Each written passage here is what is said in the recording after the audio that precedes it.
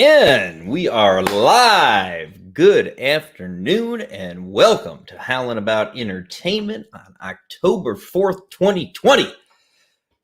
Well, I'm sure we'll have a few folks rolling in after a bit, but we have got a fair bit to talk about this afternoon. My goodness, there has been a whole lot of things went down the past week or so.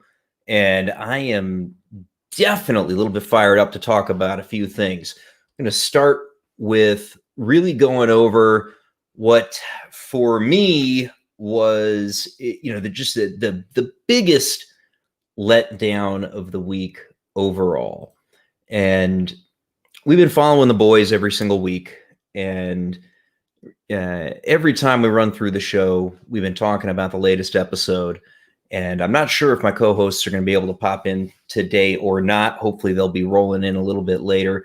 But The Boys episode 7, I did a stream yesterday morning running through kind of my initial thoughts and reactions to it.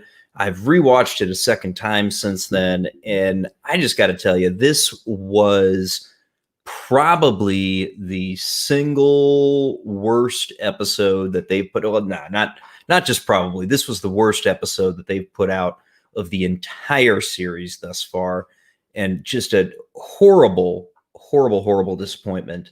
And we're just going to have to start by reviewing what Kripke always told us about this show. It's a great question. We were really interested in exploring the idea of authority figures get the public really riled up with xenophobia and racism. Ultimately, the most dangerous people are like the white dudes standing next to you. Yes, and so we do... we finally got to see exactly what Kripke was talking about with this. Kripke's main point about the most dangerous people being the white dude standing next to you. We did finally get to see it. Throughout the season, there's been a lot of satire. There's been a lot of parody. There's been a whole lot of stuff that was good and well written, but we always had this in the back of our minds that we could very well be having the other shoe drop sometime pretty soon. And I gotta say, I was surprised it took this long. And we made it all the way through the first 6 episodes, and it looked like maybe they weren't really going to go this direction. And then episode 7 of The Boys opens up with a nameless, faceless neckbeard who gets influenced by Stormfront's meme army into being her army that she talked about with Homelander early in the season. And this guy he lives with his mom in the basement, and he's online on Facebook all the time and gets influenced by the memes and ends up getting radicalized to the point that he's willing to just flat out kill a brown person whom he actually even knows and interacts with on a pretty frequent basis. And this was just so on the damn nose. It was just frustrating as all hell for me. It really, really just ripped me out of the story that I had been enjoying thus far. And what was really problematic and troublesome about it is this being this sort of nameless, faceless character. That type of character in a show is intended to be representative of a group.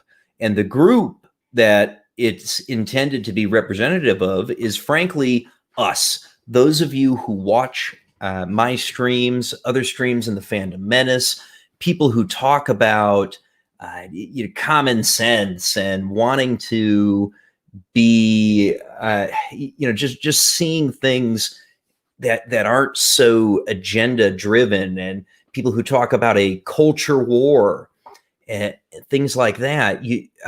That's who this neckbeard living with his mom represents. It's the same narrative that we got last year about the Joker, which, strangely enough, I got a reminder in my Facebook memories that 1 year ago today, I went and saw the Joker and loved it. And I think we can all remember from a year ago the narrative that was being built up around the danger that the Joker represented and the incel violence that was going to occur, which of course never happened. And the Joker was the most financially successful movie of all time. Nothing ever made more money as a percentage of production budget.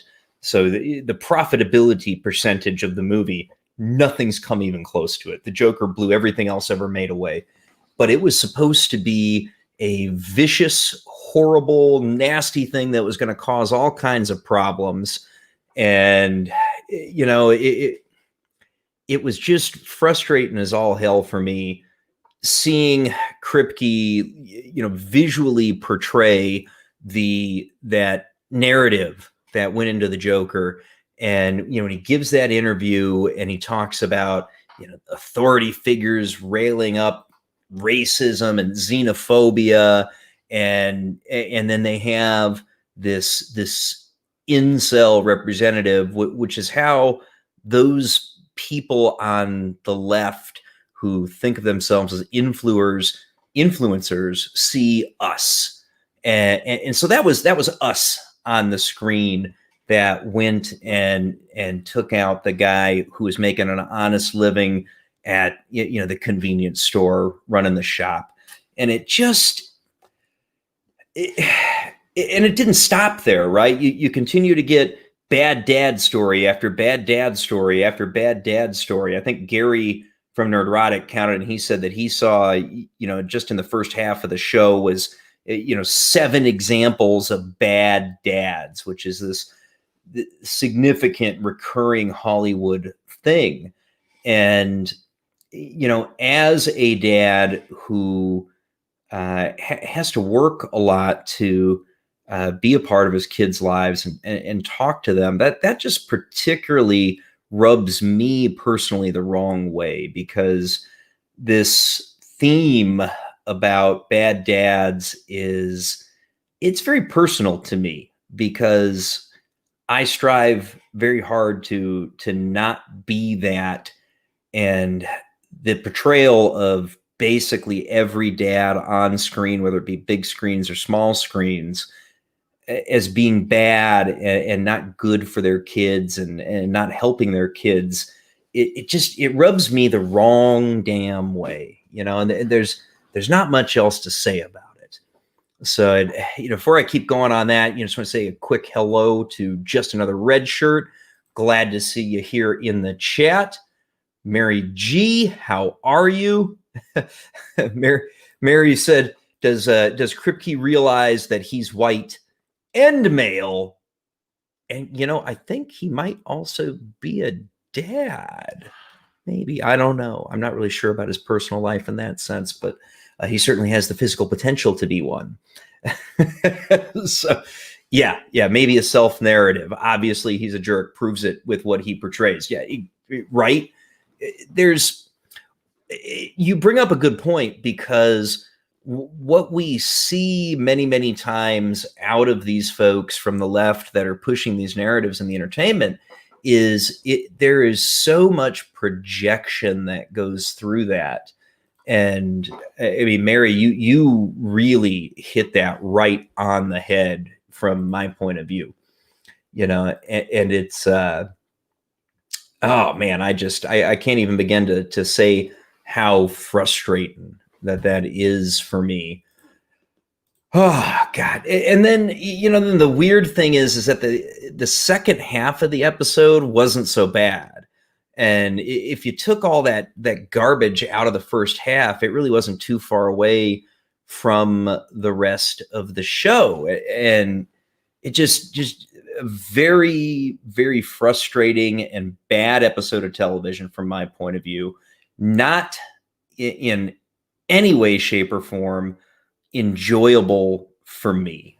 And I mean, I don't know how much more I want to say about it. If we have a couple others join from some of my usual guests and co-hosts, maybe we'll chat about it a little bit more. But it just, man, it just drives me absolutely bonkers seeing that. So I want to shift gears now, though, because it's there is a lot of folks who would say that we complain a lot about the entertainment, and we're never very positive about the things that we watched. So something that I'm really, really excited to have finally turned on and watched some of was Cobra Kai. You'll see it in the thumbnail. It's the background of what I set up for the show today, because Cobra Kai is an amazing television program. The guys have been pestering me to watch it, and I'm so glad they kept on me. I had never heard a single bad word said about this show, not once. And for one reason or another, I think it was mainly because it was on the YouTube Red service, which was an attempt by them to build kind of a Netflix or Amazon production company. So I never got around to watching it. It did finally sort of switch hands and move over to Netflix, and Netflix is taking over future productions as far as episodes and seasons of Cobra Kai are concerned. And we got a trailer drop from Netflix just a couple of weeks ago or perhaps even a few days ago, I'm sorry, that told us two really cool pieces of information. So it was a bit of a long trailer where it went through seasons 1 and seasons 2 to give you a little bit of a promotion of what they have now, because this is new content for Netflix, which makes it new content for a lot of people, because try as they might, YouTube never really managed to bring much traction to that production house that they tried to build, which is why they sold the rights off to Netflix and the shows moved. Now, as a result of that, Cobra Kai is hitting a really big audience for the first time right now, and me included in that. Guys like Latino Slant, Draco Argentis, and some of the others that you've seen on the channel have really been jabbing me to watch Cobra Kai, and I am immensely glad that I did. This teaser for season 3 that was dropped by Netflix did a couple of two really, really good things. First, it gives you a quick look back at the first 2 seasons because it's new content, and then it gives us a really brief look into season 3. And there is a Japanese-looking guy who is interacting and sparring and with Daniel, and he actually pulls out a sai, which I don't recall Miyagi ever using weaponry, but that could be a failing of memory as opposed to reality on my part. And Mary, awesome show, made for Gen X, no doubt about it. We are clearly the core target audience, and it appeals to us and a wider audience as well. I mean, there's plenty of other people who saw The Karate Kid and things like that, but Gen X is certainly the core target for the show. No question about it, and I'm thrilled. So season 3 of Cobra Kai is going to be dropping in, I believe the exact date was January 5th. I might be off by a day or two. not terribly important right now, but it's 3 months out from now, right? That we're going to get season 3 of Cobra Kai. It's done in the can. It's ready to ship, and we're getting it very, very soon. The other really neat piece of info that was in this teaser trailer was that season 4 is in production, which I'm thrilled about. I've watched through all of season 1 and half of season 2 now, and really thrilled and excited to get the chance to watch the rest of season 2. And I'm working on a Cobra Kai season 1 review video. I was hoping to have it finished this evening and punch it out to release it tomorrow, but I really want to get this one right and do it justice. So I'm taking my time with it, and I want to make sure that I get it right. I want this to be, up to now, I want this to be my best television review video. So I'm taking my time. I'm bringing in a lot of clips from it and really doing it justice. And I'm putting the video together kind of from a perspective of watching Johnny Lawrence's character development over the course of the season, because it was, that story was extremely compelling for me. When season 1 of Cobra Kai kicks off, you get reintroduced to the character of Johnny Lawrence. And, we're 34 years later. These guys are in their 50s now. And Johnny's, he's hard up, right? You can see, he's working as kind of a handyman of sorts, and he's getting bossed around by some folks who are just not particularly pleasant to him, to say the least. And so Johnny he's a slob. He's drinking way too much, still in pretty decent shape, which is great. And just lost in life.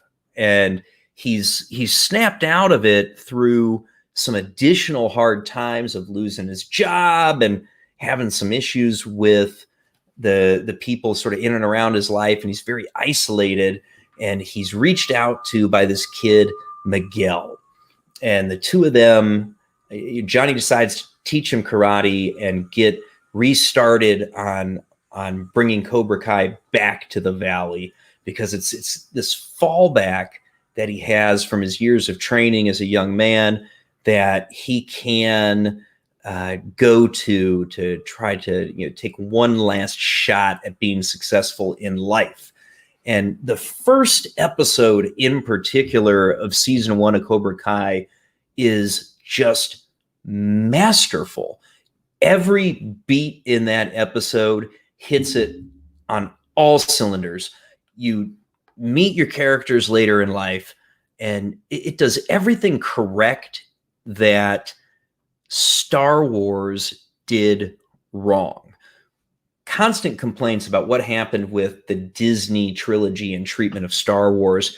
The biggest thing that the fans really wanted, more than anything else, was the chance to see Han, Luke, and Leia on screen again with each other, interacting, meet back up with our heroes. And, of course, they're getting on in age, so it's going to be a situation where you should need to pass the torch to a new generation of heroes. And you do that by meeting and loving the characters that all over again, because that's how you build a fandom, and you bring the fandom back and refresh an IP.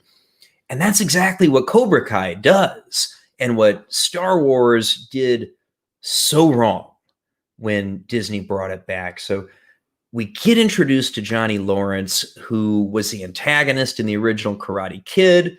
And he wasn't necessarily a character that people liked or related to too much. But in the first season of Cobra Kai, you connect with him and his life and where he is and his feelings. You learn about the mistakes that he's made in life. And the man has a sympathetic arc. And he's somebody that you come to care about very, very quickly as a person. You connect with the guy. There's things about him that I connect with on a personal level.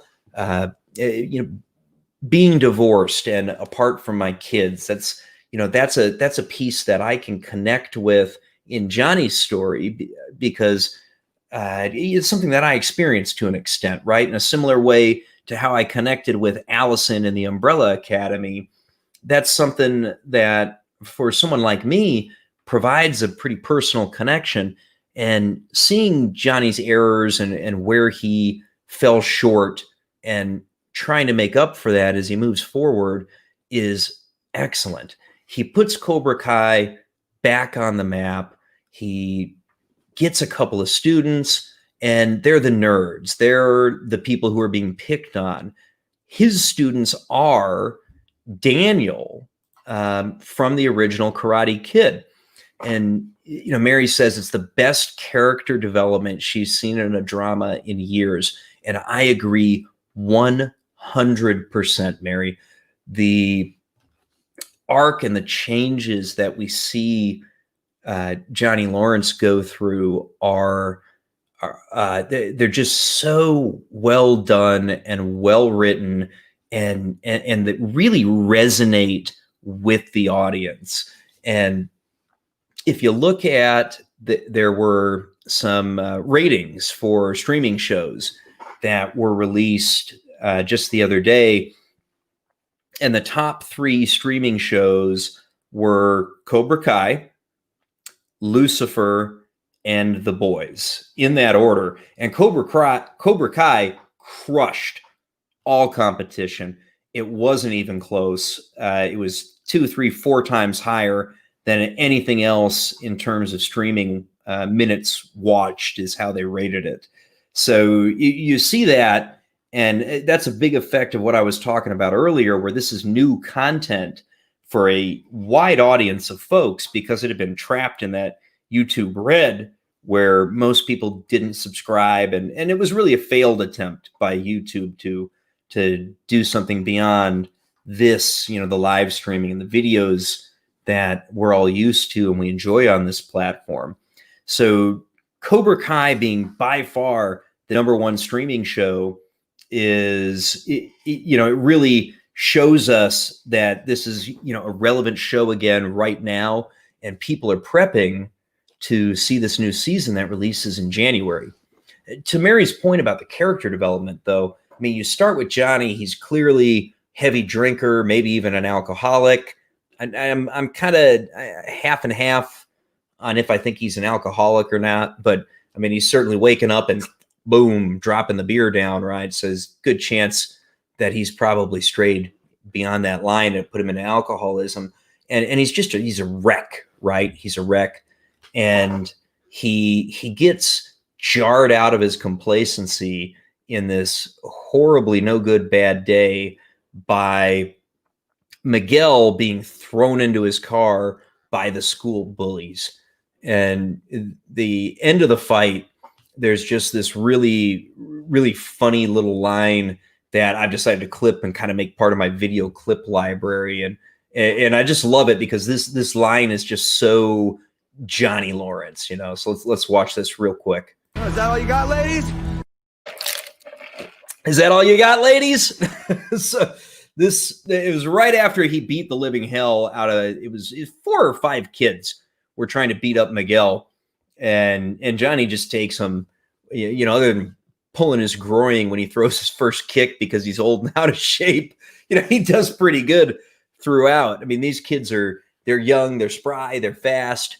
And this old man who has some training and experience is able to handle it. It's one of the things that I was thinking about that was funny for me in watching that particular scene is I have done some martial arts training myself. And about 5-6 years ago, I got back into it and I got trained up and went to fight in a tournament. And I got slotted into an age group at this tournament that was for the 17 to 34-year-olds. Well, I was 34 when I was fighting in this particular tournament. And there was, I don't know, there was 8 or 9 fighters in the bracket. And the oldest one other than me was 20. So this old guy fighting with the kids is something that made me think about that when I'm watching that scene, which was cool and it was fun. I did all right. I had a good time. I took third place. It was a good tournament. It was fun. But yeah, trying to tangle with these kids that had probably twice as much energy as me was interesting, and that scene made me think about that. It's kind of a personal thing, and it's part of how I connected with the Karate Kid when I was younger, because I was actively training in Taekwondo. I mean, not karate, of course, but another martial art, and so it was. We went and we watched all those types of movies, and Karate Kid was just such a big thing when I was a very young man. And so Johnny, his growth and development across the course of the season is phenomenal. He goes from that drunk alcoholic guy to developing into a proper sensei. I mean, even to the point where his students have gone too far, particularly Hawk.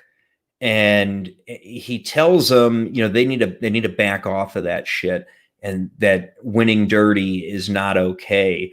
And that is like light years away from how we saw Johnny back in the Karate Kid. And just so good to see that guy change and develop and grow in that manner. Just so much fun.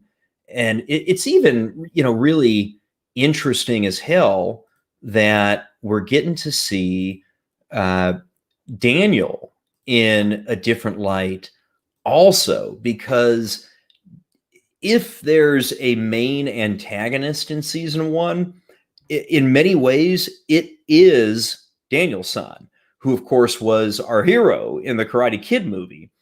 And he has grown into, kind of a self-important, self-absorbed, somewhat clueless in some ways man, while very successful financially, has his struggles with his family, and has certainly got an arrogance about him that developed as a result of the events that we saw portrayed in the movies. And what a really neat scene for me that I loved in season 1 of Cobra Kai was when you get to see some of the events that happened in the Karate Kid, where when we were younger, we're rooting for Daniel. And you get to experience them from Johnny's point of view to an extent. So he talks about how in many instances, he felt as if he'd been jumped by Daniel. And they used the legit footage from the movie to display that to us. And I'm watching it. My girlfriend and I are sitting there watching them take us through those scenes. And it's like, Daniel did kind of really go after him from his point of view. And when you hear the other side on that, it was almost eye-opening in a way, like when Daniel dumps the water on him at the dance, and when he hit him on the beach, and several examples where when we experienced it from Daniel's point of view, it didn't necessarily seem so bad or troubling or problematic. But then you hear the story again, 34 years later from Johnny's point of view, and it's like, that was kind of a dick move, Daniel. And turning Johnny Lawrence into your sympathetic protagonist and your main character of Cobra Kai is it's great. I mean, feeling for him and wanting him to succeed is amazing. And the way that they close out season 1 of Cobra Kai with Sensei Kreese coming back was really good, and loved how that set up a lot of what I've seen now in season 2, which again, I'm halfway through that now, and I'll finish that up this week. And But I do want to get my season 1 review video out for Cobra Kai. I'm shooting for tomorrow, but I really want to get this one right. So forgive me if it takes a couple extra days. It's certainly not going to take months like Nerdrotic's review of Picard. It'll be this week. It's just a question of which day. Because I just want to do it justice, because I'm so intensely satisfied and pleased with this show. Cobra Kai season 1 is basically perfection in television. I cannot tell you another show in the past probably at least 10 years that was even remotely close to as good as Cobra Kai season 1. Season 2 is also very, very top notch. It's not quite as good as season 1 so far with what I've watched, but it's still absolutely top quality television that I couldn't recommend enough. And if there's anybody in the chat that has not had the opportunity to watch Cobra Kai yet, I mean, now is your chance. It is on Netflix, of course. So if you're one of those folks who felt that you needed to turn your Netflix subscription off as a result of that particular movie that showed the children in situations that frankly are not acceptable, find a way to watch it. Okay. I'm not somebody who recommends Sailing the High Seas, but you have got to find a way to watch Cobra Kai because it's just that damn good. It really, really, really is. And I cannot sing its praises high enough, which is why I'm really taking my time with this particular review video. And so, yeah, it's just got to get it right. Hey, another monster. Good to see you, sir. I'm guessing that must mean Gary's boys video with Mahler is over. That was a good stream. I was enjoying it. And I delayed this one a little bit because I know a lot of the people who watch me were going to be there. And then especially when Mahler picked up with him, they ended up going on a little longer than they meant to. But good to see you. Very good to see you. And glad to hear it, Red Shirt. It's just that good, man. Unbelievable. Different genres. It has the capability of being as successful as Game of Thrones. In terms of the quality of show that they are putting on, I agree with you 100%, Mary. No question, this is as high quality as the first couple seasons of Game of Thrones. Hands down, don't disagree at all. Not one little bit. Where they're going to run into problems reaching those heights, and keep in mind, Game of Thrones, even though season 8 was a dumpster fire, it had 18 million people watching the series finale. And right now, nothing on Netflix or Amazon or any of the streamers has reached those kind of heights. And if they continue the binge dumping model of the seasons of the show, it's going to really struggle to get there, because one of the things that builds a show's popularity to the level that Game of Thrones had, even with the complete destruction of the show that was season 8, 18 million people still watch the finale. And the only way you get to those kind of heights is with water cooler talk. It's with people covering it week by week on YouTube. It's with the trades and the articles coming out talking about the show every week and building it up and creating an anticipation and a culture around the show.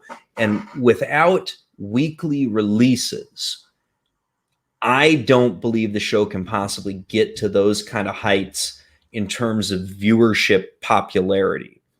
Quality, absolutely. It is season 1 of Cobra Kai is on par in terms of quality of storytelling and how it compels the audience to season 1 of Game of Thrones. I agree.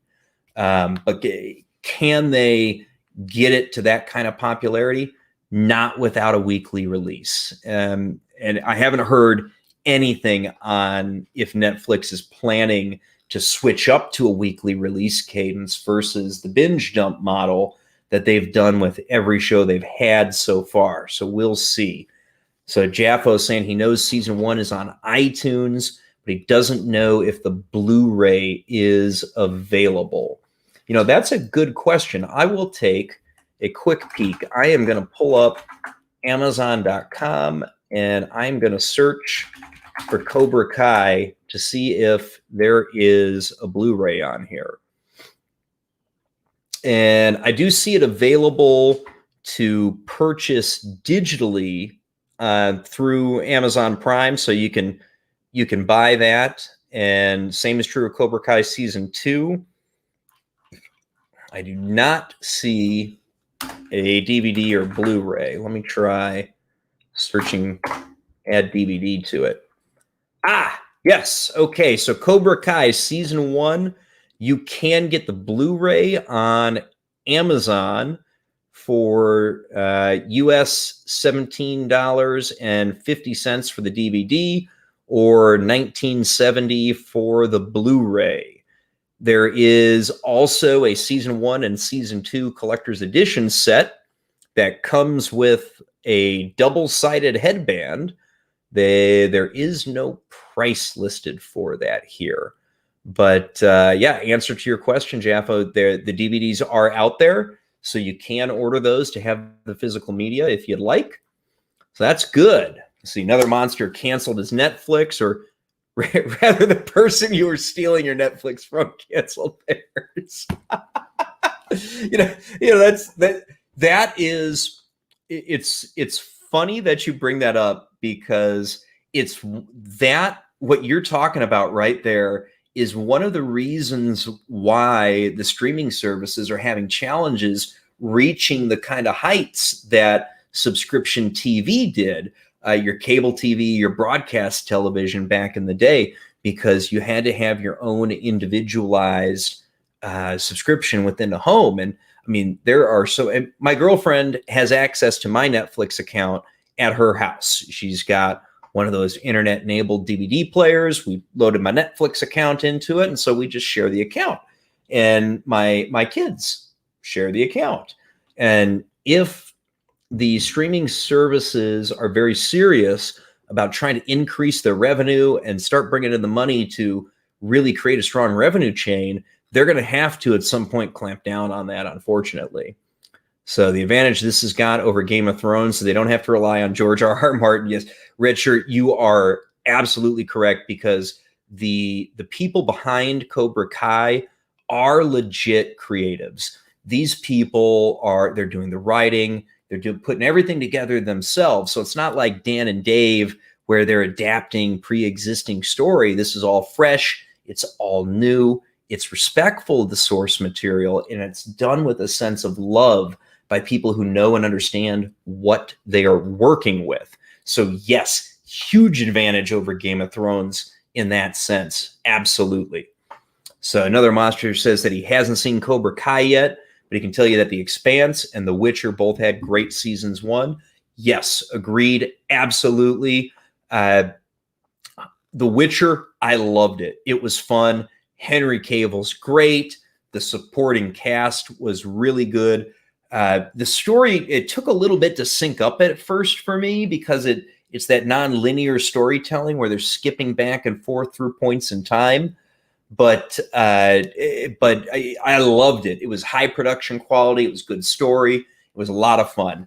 The Expanse, like, I have managed to get about halfway through the first season. And I think the biggest thing with The Expanse for me is I keep throwing it on like when I'm tired or something like that. And so I'm having trouble following and getting engaged. So I really need to take some time to jump into it when I can focus on it better. I'm sure that I would like it if I just spent the right amount of time on it. So, hey, Darth Haster, hail, brother. Thanks for popping in. Polly, good to see you, sir. Glad you joined in. Looks like everybody else is saying hello to you as well. Polly, you got the link if you want to jump on, buddy. We can chat a little Cobra Kai. I finally watched it like you told me to. But good to see everybody in here. Get Cobra Kai, just I cannot say enough how wonderful this show was. Just out of this world good. So if anybody else has anything that you want to run through on that, by all means, throw something in the chat and we'll get to it. But there is, a couple of other pieces of news that I wanted to make sure to get to before we wrap the show today. And the first really big one that it's made quite a lot of headlines is Rick Moranis. So those of you, yeah, red shirt, yeah. Before I get going on Moranis, yes, I'm very, very hesitant about what's going to happen in The Witcher season 2 as well, because The Boys season 1 was good. The Boys season 1 was very good. It was lots of fun. It was just great. As a season, I'd put it at like an 8 out of 10. Whew, pardon me, a little sneeze there. Woo-hoo. But season 1 of The Boys was very, very good. But season 2, of course, we all just saw crash and burn, particularly in this episode 7. I'm definitely going to watch the final episode of the season, but I'm not looking forward to it now like I was. And yes, yeah, exactly, Darth Haster. Macchio was involved. He helped put it together. He was a big part of producing it. And despite the fact that Daniel is not hugely a sympathetic character, he's still respected. Where he's gone in this show is very believable, and it feels very natural. And yes, he knows the characters. Exactly.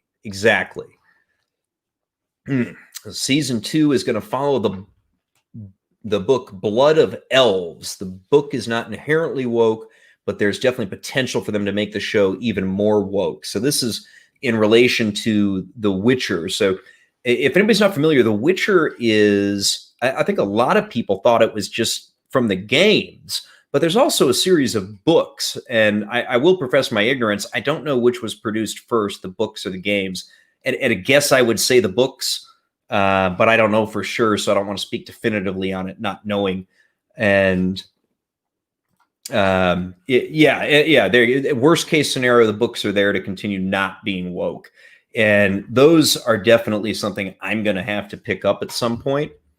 And since you brought up the topic of books, Monster, I'm just going to throw a pitch out there. Our boy Polly is just going to be ever appreciative of this. But so I picked up today, I bought this the other day. This is from Kai MFS. This is Space Crime Domino. So a lot of you probably know Kai from here on YouTube. He's a friend of a lot of us. Paulie from Latino Slant has really been trying to help pitch this book. And mine arrived today. And I am absolutely thrilled to get a chance to open this up. I saw them read through some of the initial, I think it was a prologue on Latino Slant's channel last week. And yeah, okay. Andrei Sapkowski wrote the books in the mid-90s. Got it. Thank you, another monster. Yes, Space-Time Dominoes. So yeah, I'm really looking forward to this. Kai is a very modest but talented young man, and I am really looking forward to see what he put together.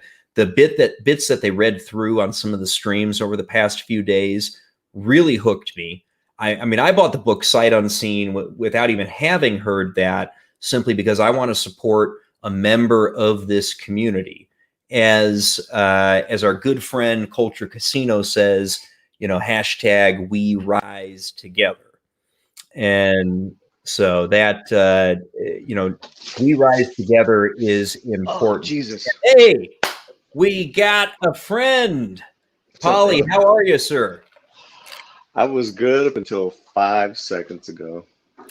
And then I just spilled water on my damn seat. Oh, shit. and yeah, now you got to try to sit down on the damn thing, right? I mean, I can't even sit. That's what happens. I'm still half asleep. The space crime domino. Here's my copy, Polly.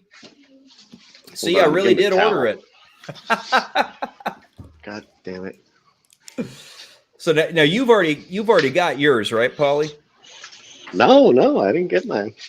You don't have your book yet? No, I didn't get no freebie. You believe that? No, I know you paid for it. That's really cool, man. That's really cool. Yeah. Well, with all the promotion you've been doing, you certainly earned one, even if you didn't get one. I know, right? What the hell?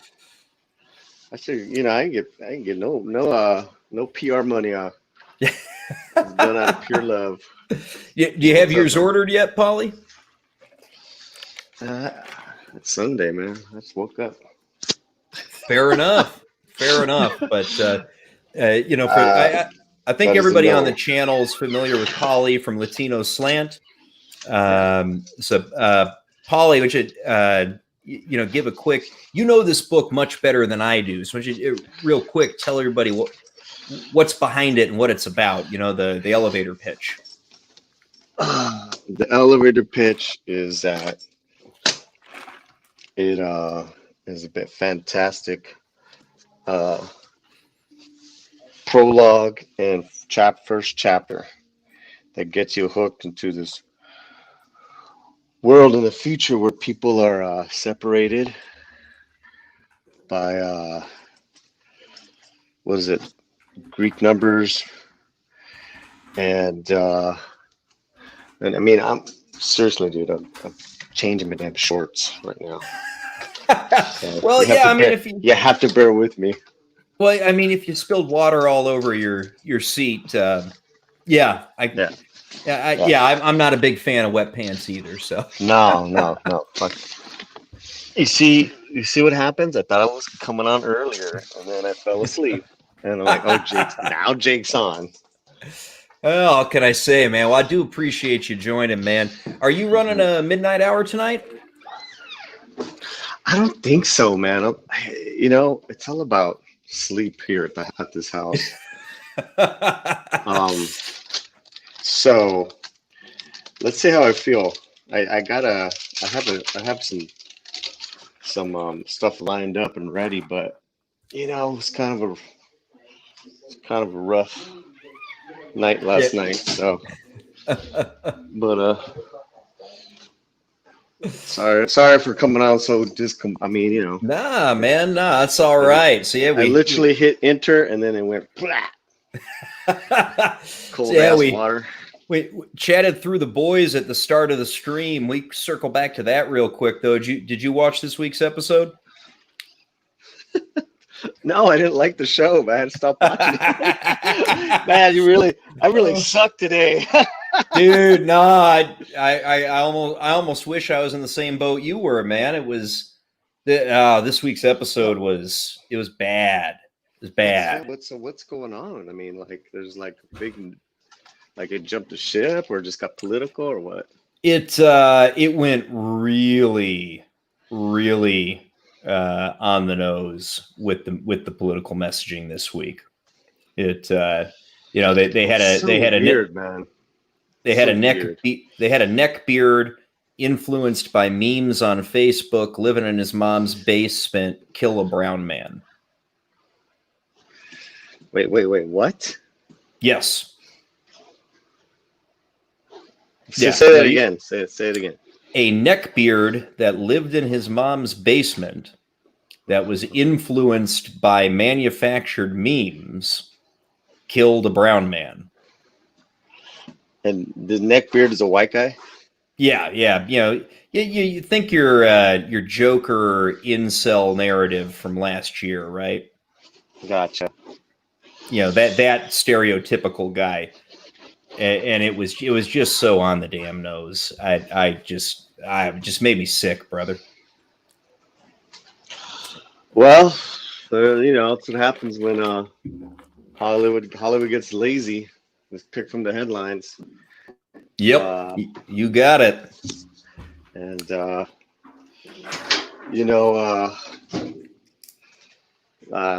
that's bullshit. Yeah, they'd done so damn good. They had their messages mixed in, but they were still telling me a good story until this week. Mm-hmm. Draco, thank you for joining, my friend. How are you this evening? Good. I need someone to get in here. I am beat from just this last job. Sorry that I was so late. Sorry that I didn't get here in time to extend the discussion to crazy levels. I dropped water in my pants, man. Oh yeah. What are you doing that for, man? No, I was just walking by my. Man. I was just walking by my girlfriend, and she was looking at me all funny. and you got your pants wet as a result. I mean, do you need 5 minutes, Polly? We can, She's No. got them so wet. All right, don't go there. All right, guys, it is steaming hot in my office. I got to turn my fan on. You guys vamp for just a sec. I don't know if I can possibly do that. Polly, can you do that? I mean, you don't have like a YouTube channel where you know about vamping in case the host goes away, do you? I have no idea what you're talking about. Oh, that's so much better. Oh man, God. so Polly, I finally watched Cobra Kai like you told me to, brother. It took Polly telling you. It took all of y'all telling me to. But it was Polly that tipped you over the edge, man. The main thing was it finally dropping on Netflix. Honestly, that's what finally had me go ahead and turn it on. It was I was never going to watch it when it was on the YouTube subscription paid stuff. And thank God Netflix bought it because it's just God, it's a hell of a show. Just a hell of a show. As for so many reasons, I am disturbed that Netflix has become its gatekeeper for so many other reasons. Not the least of which is the thing that went away. Apparently went away. Nobody's talking about it anymore. Yes. Yeah. Well, I guess they changed the name of it. Back to the French name. And that makes it better. Doesn't it? They're trying to hide it. It makes it so much better. I mean, Frenchie must like it now. That's the whole reason to change it back to its original French name. It was shit. It was shit. Complete shit to make it in this Americanized bullshit. This merde is terrible. So terrible. How could you do this? You do a pretty good Frenchie, Drake. How could you say this? I do not do any of this Frenchie you say. Oh man. So now, Draco, did you get a chance to pick up a copy of Kai's book? Yes, but not yet. It's apparently on its way, so Amazon tells me. Yeah, they must have had it stored here in like the local distributor warehouse because I got it today, and I ordered it Thursday. Yeah. Yeah, you ordered it the day before. I ordered it Friday when my funds cleared. So. Wait! You mean you had to get paid? What? I had to get paid. Actually, this was not a good week for many reasons, but that's just another detail. And I keep trying to get on Kai's case ever since he showed up in the karaoke stream last week. Kai's got a book to sell. Kai, sell your frickin' book! Hey, everybody, there's a brand new book from a member of the Fandom Menace, and it's online now. It's Space Crime Domino, Look it up on Amazon. Space crime, all one word. Domino. Man, we need to recruit him for some of your sales pitch streams there, Polly. Did you hear that? Yeah, pretty good, man. For that weird French Draco audience, I think it'd be perfect, man. Now you're just being foolish. You're just being a facetious. Absolutely. So Draco, did you catch? Sacre bleu, sacre bleu. Jean-Pierre. If everyone turns around, oui. Jean-Pierre. Oui. So, now, Draco, did you catch this story about Rick Moranis from the other day? Yes, I did.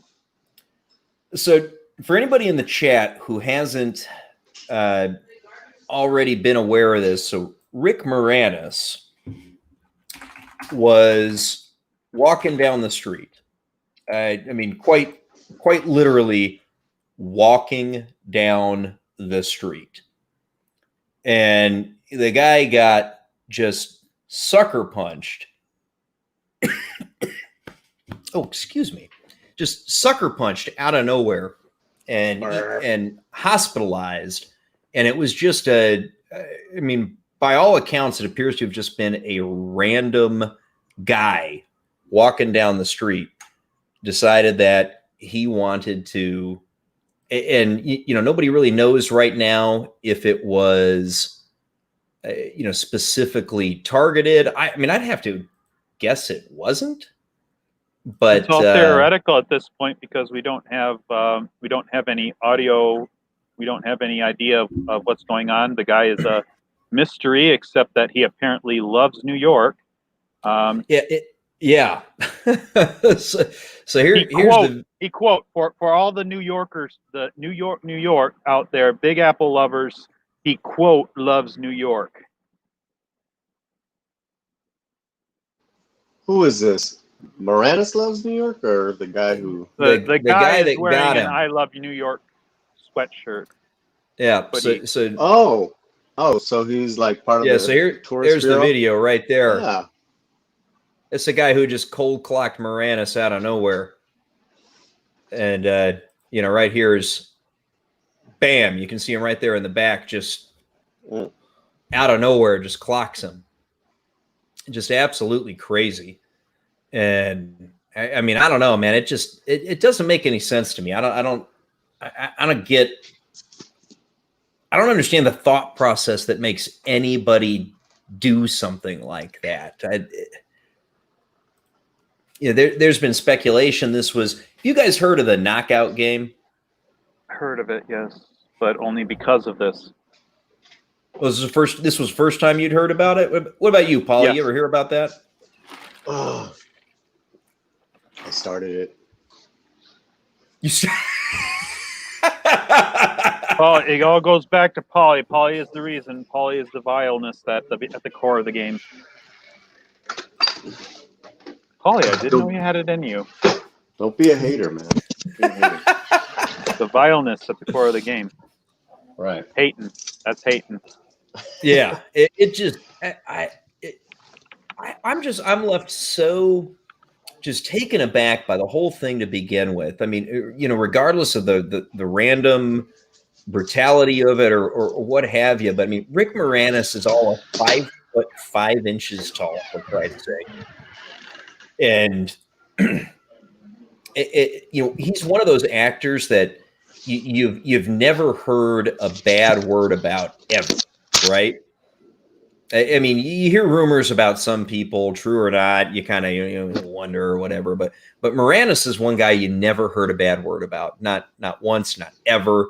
I mean, the dude left a lucrative career to take care of his kids after his wife succumbed to cancer or some other disease. Yeah, and he. Hey, there's the man. That's the master of the vileness. And he's got a fresh pair of pants on, or at least maybe. I'm seeing a light blue. Is it? Oh. Pedernales Falls. All right. Yeah, this is a really great trucker cap. Yeah. But I had a this was like a cool one too. Got the little stripes. I just wake it up, man. Give me a break. The one thing that another monster beating up Lewis Tully does not make you more of the man. Another red shirt says, yeah, it was cancer, Draco. That's what I thought. And yeah, beating up. What goes through the head of a person like that they're walking down there? I mean, the knockout game, from what you look up on it, I mean, it's not a good thing. It's not a societal thing. LA bleeds blue. Knockout game is not a good thing in and of itself, but to come up with a reason for that, I mean, what goes through the head of a person who's there walking down the street? He sees this guy. I don't know. Obviously older. The guy is younger. The guy that he's looking at is older, and he's going to punch this guy in one. I mean, he didn't even mug him. No, he just wham, and then continues walking like that was the most natural thing in the world. What camera was it? Was it from the hotels? It's I'm not sure. I mean, it was just some kind of exterior surveillance camera from wherever the place. Those things are all over in Manhattan, man. I mean, there are very few corners that don't have a camera on them on that island, Paulie. Possibility that it might be set up for the camera so that it could be seen. It's oblique there. That's an iffy thing. That seems it is like almost out of range on the camera. Yeah, that seems like a bit of a stretch to me. I mean, who would set that up? I mean, that just doesn't make any damn sense to me. Here's what I found. Oh, Google was trying to tell me. Y'all's phones ever do that? You're just talking, and then it picks and your up. Assistant goes, well, let me help you with that. I'll help you with that right now. Right when you didn't need me to. Yeah, exactly. Yeah, another monster. Yeah, we don't get it because we're not crazy and heartless. Crazy, maybe. Yes, I'll give you that. I've got my issues, but definitely not heartless, and certainly not unreasonably violent.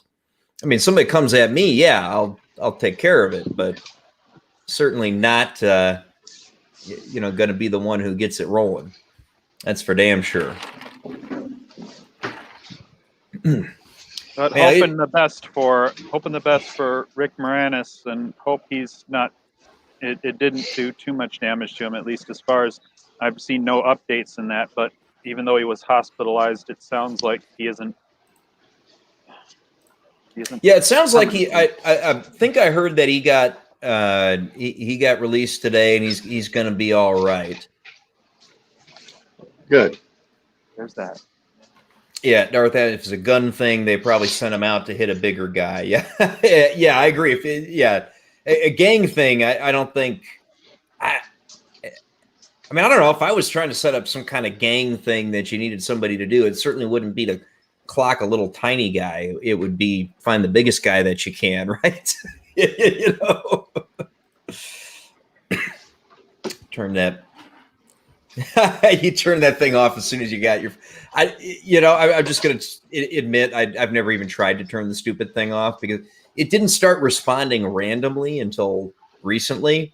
I mean, honestly, it's more when I started doing streams and the phone is in the room. Sometimes it'll just sort of randomly.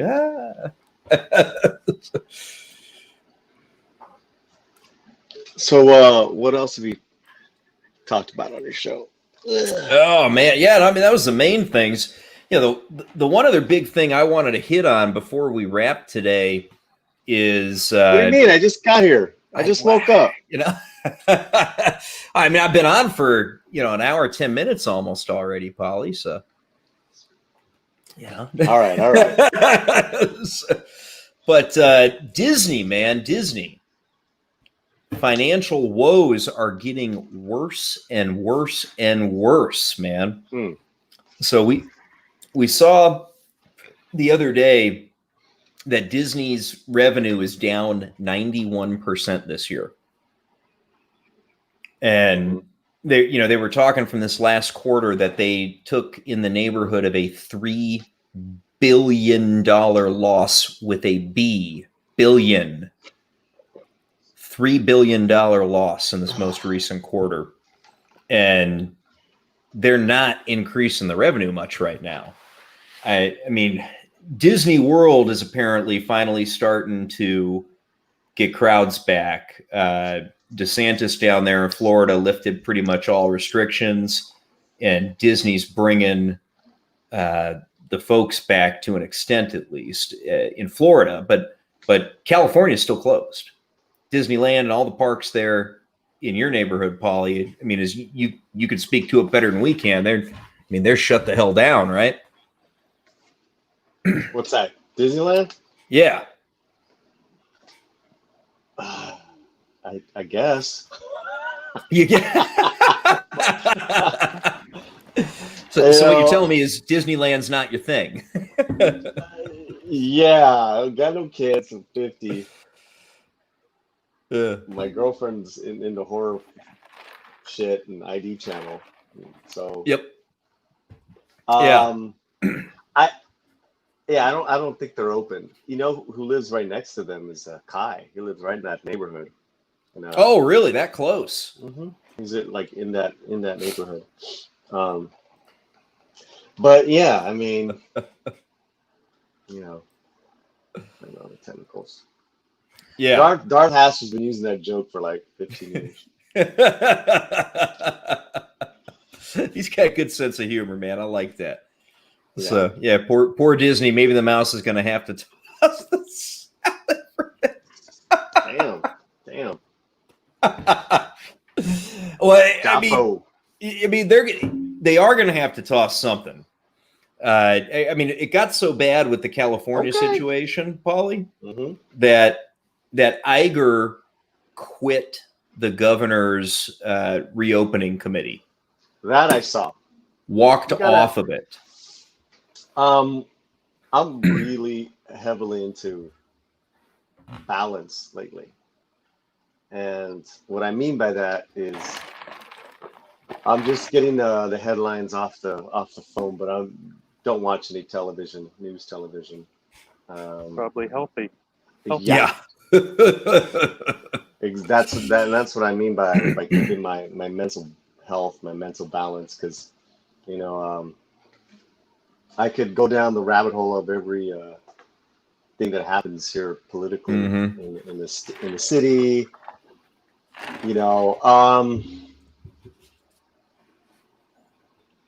Yeah, I mean, look, we got big city woes just like any big city, and I'll see what I can do locally in my we have some really nice neighbors, and everyone's this neighborhood is more working class, so no one's really stopped working. Sure. I know when we were living in West Hollywood, like that whole city shut down. They're still like really shut down, and I think what happens is that you lose from what I'm seeing from my friends that I still keep up with on Facebook and all that stuff, is such an extreme reaction to anything that's happening in the news. And I'm just like, yeah. Go ahead. Well, as I say, I think the thing you can read into, I think, and it's you don't have to be, you don't have to think too far on this one. I mean, if Iger's walking off that reopening council, it's because he doesn't want to be associated with the decision making that they're making, and clearly he's not getting listened to, right? So, I mean, I don't think it's reading too much into that to say that must mean there's no plans to reopen those parks anytime soon. Yeah, this is. I did hear that he stepped down. I didn't read the article, read the headline, and just not saying that ignorance is bliss, but I am keeping a certain amount of. I hear from you guys and Gary, and I make up my own mind. But yeah.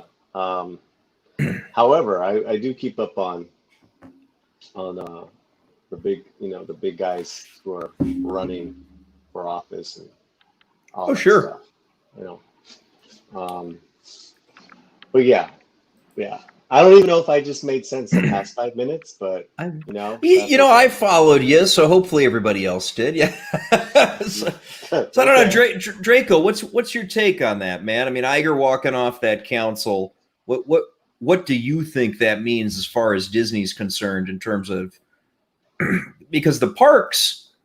I mean, you guys got to remember the parks were somewhere in the neighborhood of I forget the precise percentage, but something along the lines of 40% of Disney's total revenue last year. And they're basically going to be closed for almost the entirety of 2020. Right. So, I mean, what does that, knowing that, I mean, what does that make you think about, Draco? Pretty much the same bad news. It's nothing, the parks are shut down. No, a person like Iger, this man does not walk away from power. And one of the things is that many of the positions that he held at Disney, or a lot of it was oriented to the power that he was able to exert. I mean, he was a buyer, and the buyer wants to buy, but beyond that, he just wants to continue maintaining the power over what he controls. Now, if he cannot do with whatever leverages he has, he cannot do anything with them. That's a reason for a guy like this to simply go away. Mm-hmm. Because he does not have the ability to do anything more about it. I mean, otherwise it is just quitting. It is just putting down your sword and removing yourself from the battle. So what does it mean? It means something that we've been thinking about ever since it's been being discussed earlier in the year. The effects of the coup and everything else. And now the government saying this is how we're going to play this. We're going to play this by our playbook, for better or ill, for reasons that may be actually appropriate or something else. We're going to do it this way. So Iger says, screw you guys, I'm going home. Yeah, pretty much. So, I mean, the thing that I'm looking into this about it and thinking about is, I mean, reportedly Disney took out somewhere in the neighborhood of like $10 billion in loans and lines of credit this year after all their shit got shut down. We know this most recent quarter, they pissed away $3 billion because they had no revenue. And that was just to keep their expenses covered, basically. So these guys are running in the extreme in the red.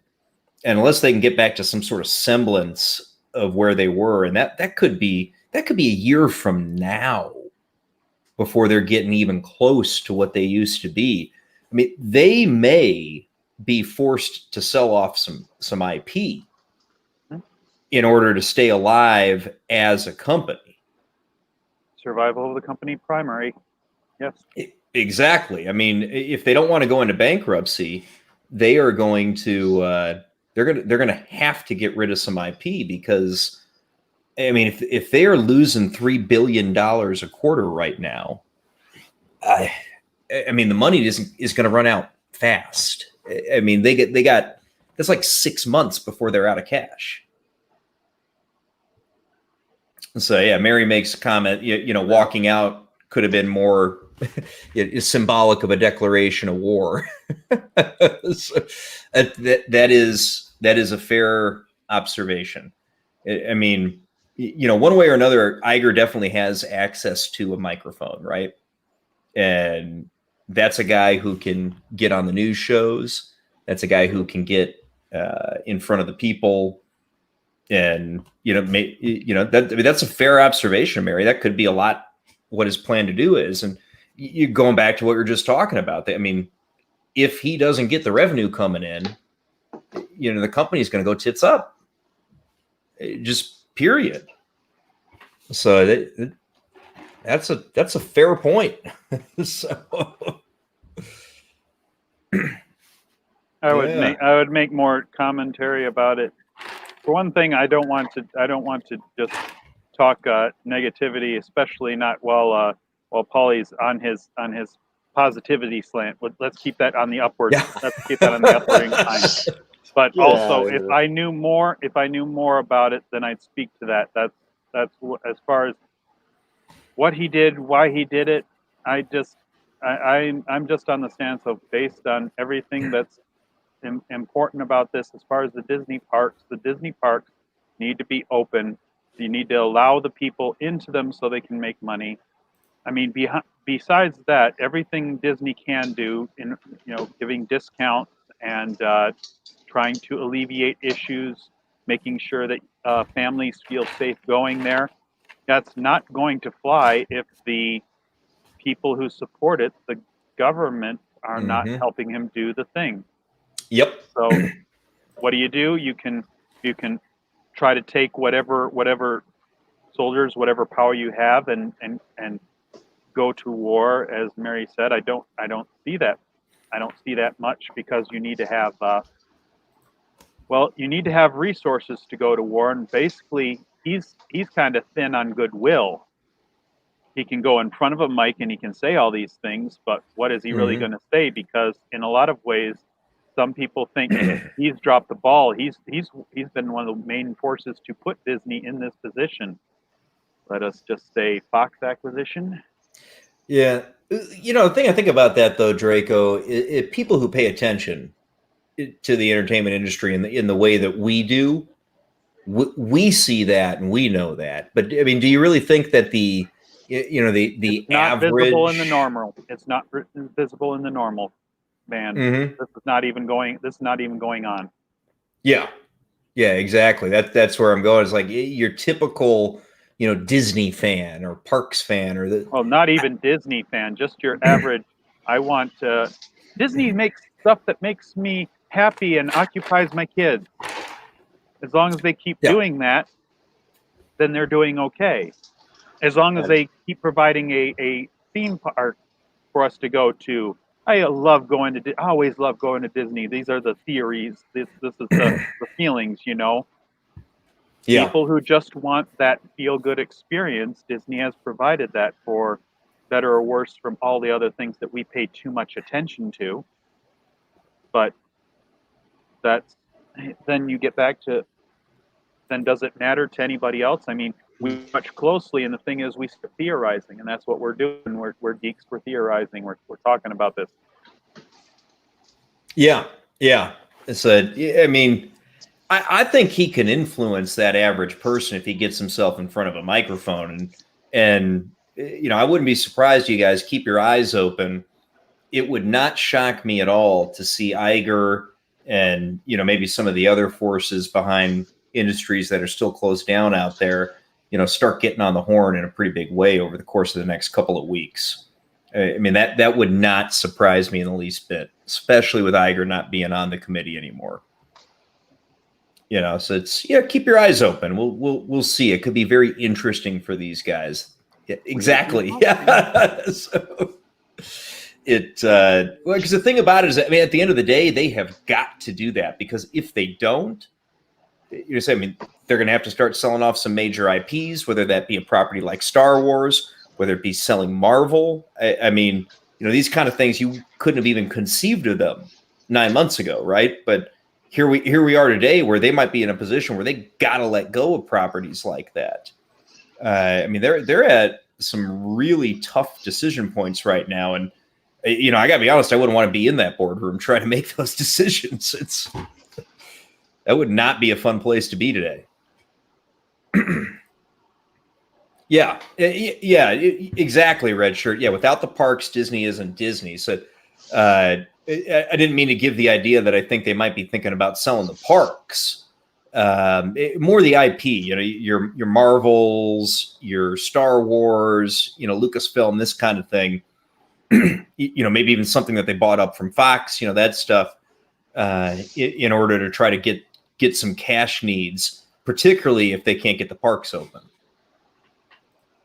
Right. So, I mean, if the park closures continue as is, I don't know that they have any choice other than to sell IP. So, I don't know. So, what do you think? What do you got going on this week on your channel, Paulie?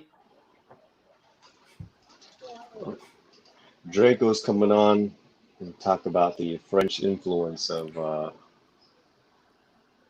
the Cinco de Mayo. Battle of 1862, Pueblo, Mexico, Draco, French. I think you overestimate the importance of these things. You better watch out. He's going to taunt you a second time there, brother. It's a very we're changing the show to first of all, the show has been getting census is suddenly conceivable. Yeah. Mm-hmm. It is. You're exactly right, man. It's which I got to be honest, for us in the fandom, that's probably a good thing. I was just gonna say, I'm Mr. Positivity.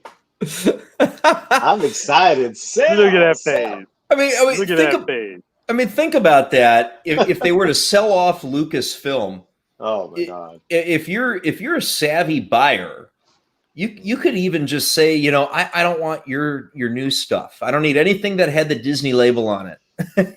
I'll just buy what you bought for pennies on the dollar, and I'll roll with it from there. Or like what who was it in the chat that said, God, I gotta scroll up. JFO. Clean house. Iger, clean house. Mm-hmm. Mm-hmm. Get rid of all these creatives. And let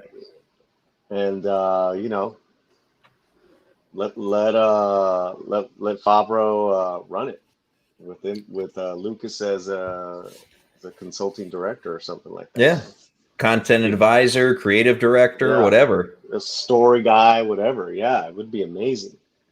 He's still got. I mean, I want to know about those just the stories that he turned in as far as those next set of movies that he turned in, because it sounded like KK and the homies sucker punched. Oh, boom, sucker punched. I mean, you talk about a sucker punch. That's a real sucker. That's real. That's real thug. KK got real thug on Lucas. Dude, sucker punched him. I mean, when she gets George to refer to them as white slavers, and that's a direct quote. Mm-hmm. Does that gives you a little insight into just how betrayed the guy was by KK and the boys there. Yeah. So that is an old quote. It is that old. 2014. Mm-hmm. Yeah. Oh, you're talking like it was used in history? I'm referring to the fact that this was practically this was. I mean, 2014. We're talking a long time ago. We're talking about. When did the sale go through? 2014, and when did he do that quote? 2015, 2016. I thought it was post TFA. Am I mistaken? I think in my mind it was post TFA. Probably someone in the chat remember. Mm-hmm. That's 2015. And I mean that was still at the emotional high. You had people like Jeff saying, "No, that movie was crap." You had people griping over it being a rehash of New Hope. But yeah, I'm sorry. Finish your thought, Draco. My bad. Sorry. My thought was we had that $2 billion movie. Some people liked it, some people didn't, and I don't. He said that, and it's like, wait, everything's good, isn't it? Mostly, kind of. Wait, what? What? It's, I'm not gonna lie. I was suckered in by TFA. I enjoyed it.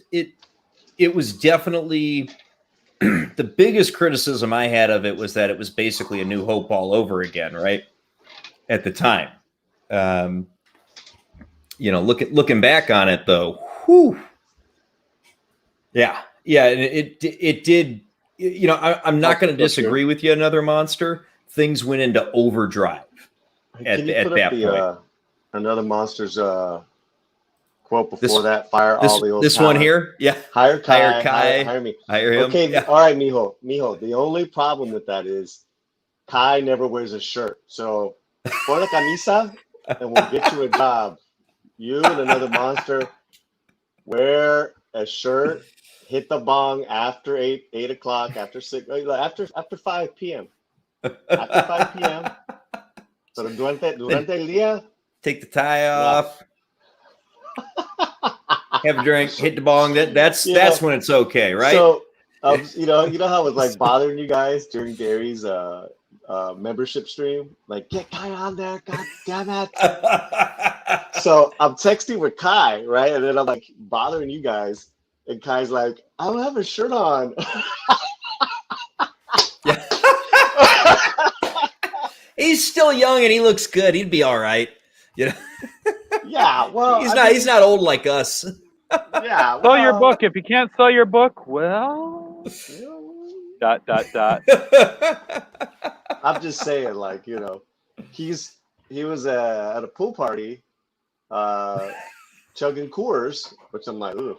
Coors, and then like after the membership stream, he does his own stream on his phone. That was hilarious. That was hilarious. Did you see it for a minute? I didn't get an alert on it. Oh, is it still up? I go back watch it. I don't know. It was pretty funny, man. It was pretty funny. Like, I hit it earlier? I says, hell yeah, why not, brother? Yeah, Another Monster. I mean, wow, durante el día, a trabajar. Después, a fumando marihuana, cabrones. Come on. Sí. Al jale. We gotta get the work done. We gotta bring Disney back up. Y después por la noche es por la cerveza. Yeah, that's it. These guys are potheads. Whatever you got to do to work it. Yeah. Indeed. All right, y'all. I think we're gonna get ready to wrap her up. I think, man. But Paulie, tell us what you got cooking on the slant this week, brother. I was just getting laser focused on your shit, man. I was just getting laser focused. Target center. Yeah. Indeed. What you got coming up this week on the slant, Paulie? All right. Okay. All right. So part 2. So what I'm trying to do is, every after the live show on Thursdays, I cut it up into 2 10-minute segments called Best of Live. So we do those Sunday mornings and Tuesday mornings. So Tuesday morning, it's really cool because Jane Theory was on our show, and she read like 2 pages of Kai's book. And, Jane Theory's voice is just like, you're just like, wow. So going to do that. That was a lot of fun. This Thursday, I'm going to do a spotlight on a really cool Latino business that sells everything from artwork and clothing to pop culture stuff. It's a local business here in LA. It's very popular. She does online sales. She needs help. She's the fact that she still has her doors open. So she's gonna come on in her store. She's gonna show us around, like, and why am I doing that? Because this woman's got such great taste. When I walked into their store last year, this is what she sold me. Oh, I like that. Yeah. Well done. I like that, man. So I like this that. woman. Yeah. So this woman's got incredible taste. She gets her stuff from all out in America. Then within the same show, I'm going to switch it up, and we're going to have MB Geeks on, and we're going to talk about Back to the Future. Ooh, that's a good choice, man. That is a good choice. Nice, big, eclectic show for you guys. Dude, for anybody, I'm sure everybody here is already subbed to Polly, but if you have not subbed to Latino Slant, I really mean it. Have not subbed to him yet? Polly is a great channel with a unique voice and a unique point of view, and he's going to be big on this platform. I really believe that Polly is going to be huge on this platform because I mean, granted, there's people with 10 million subs I've never even seen their channel, but I haven't seen a channel with the take and the point of view that Polly puts together. And it's a unique voice, and he's great at his deliveries. I mean, if y'all ain't subbed to Latino Slant, dude, now is the time. Get in before he's got 1 million subs, because he will. So, hell yeah. Well, we like having good shows for people. I love entertaining people, and I got one more little. Let me drop one more thing for you guys. Yeah. I first started the channel just as like music reactions and music reviews, and of course, it's become something else. Going back to those roots, a week from Thursday, because we're live every Thursday, I'm bringing the lead singer of Carlos Santana's band. No. Yes. Excellent. Dude, how did you schedule that? Well, no, he's we got a good connection. He's he's one of us. First of all, he's one of us. Oh, right? One of us. Yeah. And look at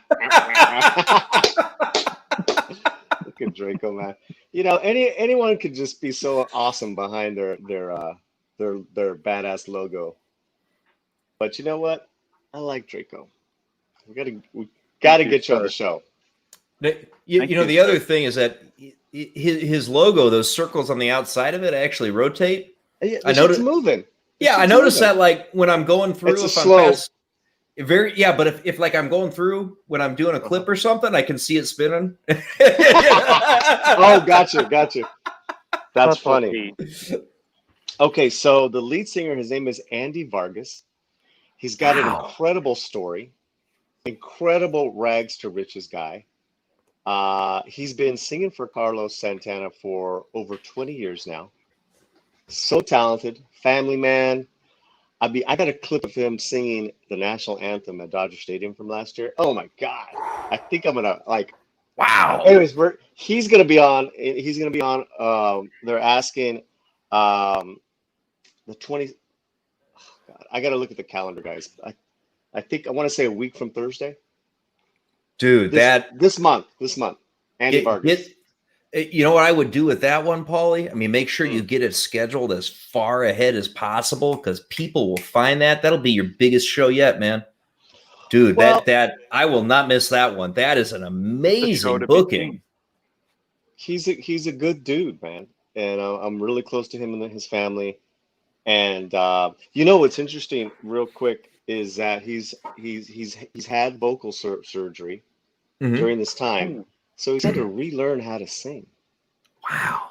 So we're gonna go deep. See, that's what I love about agreeing and disagreeing with my fandom people. It's like we should never throw performers all in one basket, saying they're elitists, they're SJWs, even if they got a little bit of those attitudes. The work, the incredible hard work that these people do just to maybe try to make it, is really you guys don't know about. And so I'm trying to put in shed a little light on that with some of these good people that I know. Yeah, so just another red shirt is wanting to know what the date and time is for that, Paulie. All right, it's on my calendar. I'm a Virgo, so I do have it. Oh, this is a good one. This is good. I'm actually going to announce this the October schedule. I'll put it up, but for October 15th, Andy Vargas, Santana. Then we'll change gears. I'm going to have Scott of Sporking News podcast. Excellent. I love Scotty, man. So Thursday, 2 weeks out. Yeah. 1 week out. 1 week out specifically. We're not going to get overly. You got less than 2 weeks, people. Andy Vargas 15th, on the slant. Oh man, that's going to be a good show. All right, dude. I love hearing about this stuff you're booking, Paulie. You have got connections that you're using in just the right way, and you put together a quality show, man. I'm looking forward to it. Draco, anything you want to pitch before we wrap, brother? I am not producing anything lately, so no, I think I'll send it back to you. You did produce impersonations.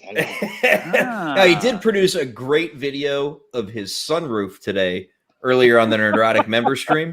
He's done that for the last 2 weeks. Yes, he has. Take a look at the clouds as they go by. Yeah. That's what you want to see. Don't you? All right, y'all. Well, hey, I appreciate everybody coming by this evening. It has been a very, very good time. It's been, we chatted through a lot of stuff, whether it's the boys, whether it's Cobra Kai, Rick Moranis, Disney, what have you. Paulie, thank you so much, as always, again, for coming in and joining. Pitch your channel before we go. Where can they find you? YouTube, the Latino Slant. All right. Search up Latino Slant on YouTube. By God, I hope everybody here is already subbed. If you're not, please do make sure to catch yourself on subbed on Paulie's channel, because he puts great stuff together. I am Jake D. You know where to find me. Please remember to like, share, and subscribe, by God. And we will catch you again on the next stream. Thank you, everybody. Peace.